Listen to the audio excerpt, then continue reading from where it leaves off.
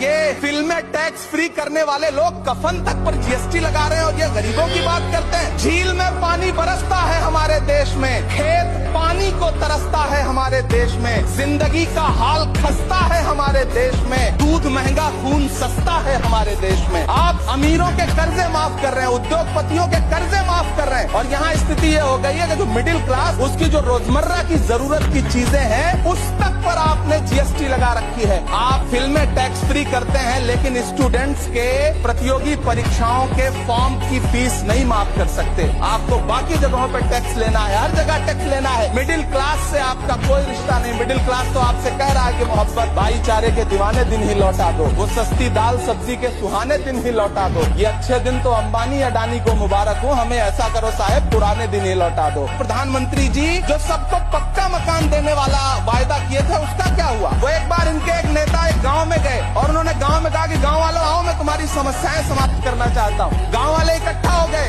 नेताजी ने गांव वालों से कहा बताओ तुम्हारी 2 समस्याएं बताओ, मैं दोनों समस्याओं का यहीं पे समाधान करूंगा। तो गांव वालों ने कहा साहब हमारी पहली समस्या है कि हमारे यहाँ कोई हॉस्पिटल नहीं है। तो नेताजी ने मोबाइल निकाला, कहीं फोन मिलाया और मिला के फोन पे पता नहीं क्या कुछ कहा कि यहाँ गाँव में हॉस्पिटल नहीं है, हॉस्पिटल तुरंत यहाँ हॉस्पिटल चाहिए। गाँव वाले खुश हो गए कि 1 मिनट में यहाँ हॉस्पिटल आ रहा है। अगली समस्या के बारे में उन्होंने नेताजी ने गाँव वालों से कहा कि मैंने आपकी पहली समस्या समाप्त कर दी, दूसरी समस्या बताओ। तो गाँव वालों ने कहा साहब इस गाँव में कोई भी मोबाइल का नेटवर्क ही नहीं है। ये है इनके काम करने का तरीका।